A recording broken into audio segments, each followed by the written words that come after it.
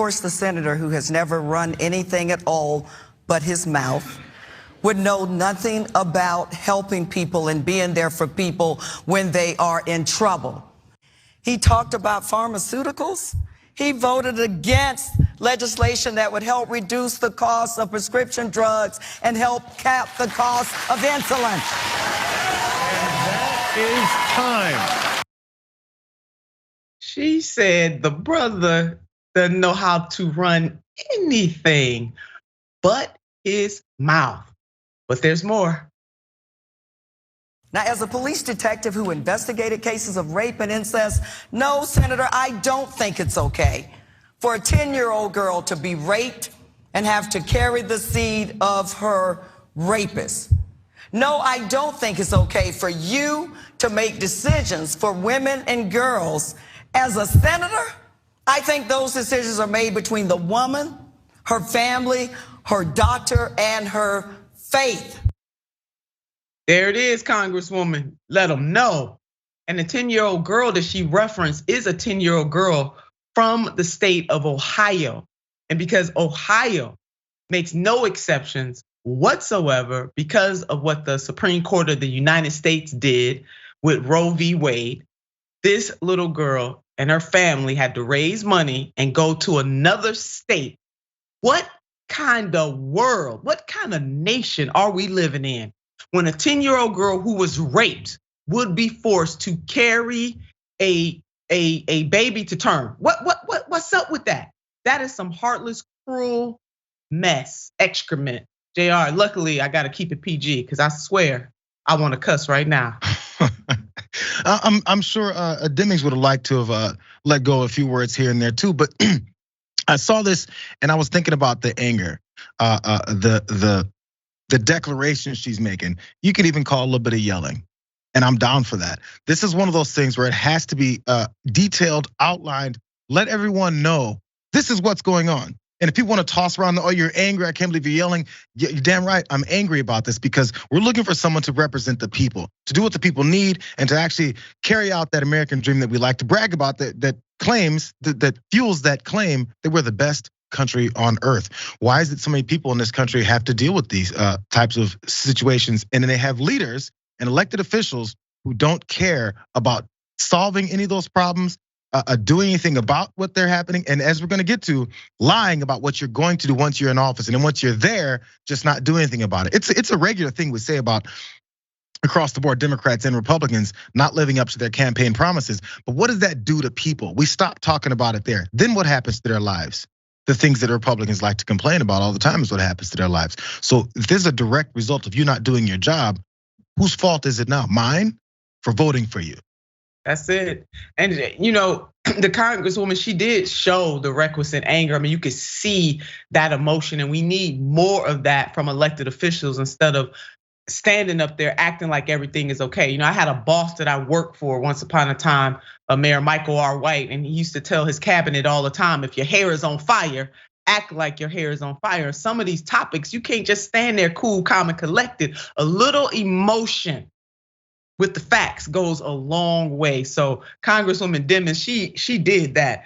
So Senator Marco Rubio and Representative Val Demings, as we just saw, of Florida, clashed heatedly over gun restrictions and abortion at a debate on Tuesday, where Rubio disavowed one measure he embraced 4 years ago after a deadly school shooting in Florida, a law banning 18-year-olds from buying assault-style weapons. So once that happened, actually Senator Rubio agreed that the age should be increased. In that moment, he did that with the parents and other concerned folks, and then he turned around and went in the opposite direction. I wonder if it had anything to do with the owner donors. I'm sure that it did because it usually do. Watch this.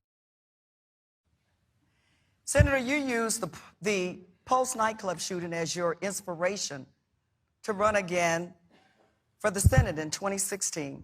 Pulse is in my district. And yet, you've done nothing to help address gun violence and get dangerous weapons out of the hands of dangerous people. Oh, she checked them in a righteous way. You have done nothing to get dangerous guns out of the hands of dangerous people. But we got a little more rocking and rolling with the Congresswoman. Watch this. That's a method of voting that doesn't advantage one group or another. There's danger involved in drop boxes. People need to think about it. Okay, imagine someone decides, oh, there's a drop box. I'm just going to put some explosive in it and blow it up and burn all of those ballots, and now those votes don't count at all. Okay, there is something with elections. There are two things that are very important. Number one, the count has to be accurate. The votes have to be counted accurately. But the other is there has to be public confidence. The public has to believe that the elections were fair. There is danger with the drop boxes. So let me get this straight, Senator Rubio. There's danger with the drop boxes, but not danger with the guns, with the proliferation of guns. I'm just trying to understand this. Drop box, guns. Drop box, guns. In his world, Jayar, the drop box is more dangerous than guns in the hands of dangerous people.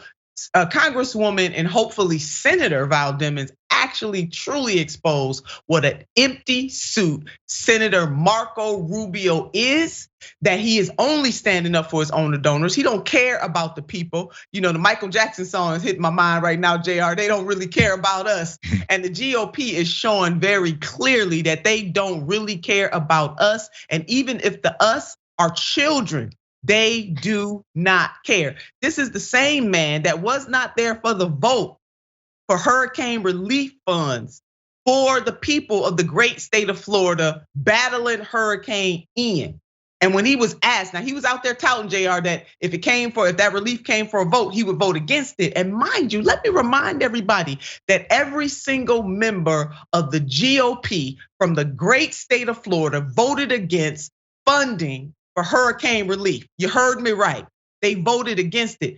Senator Rubio, though, was not even there for the vote. However, he said beforehand that he would vote against it, and then his behind gonna skip out.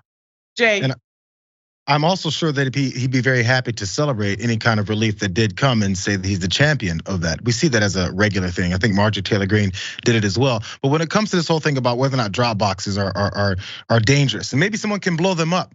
If drop boxes are dangerous, that's actually, he was telling the truth. He really believes that. What's more dangerous is the election system, a real voting system where people can vote in multiple different ways because maybe access things that nature that allow them to vote in those ways that have already been fleshed out for being as fair in this election process. He is more afraid of that happening than he is of school shootings, because which kids of his are getting shot up in schools? He doesn't care. It's only certain people that he's worried about. He's worried about his re-election campaign potentially being derailed by voters.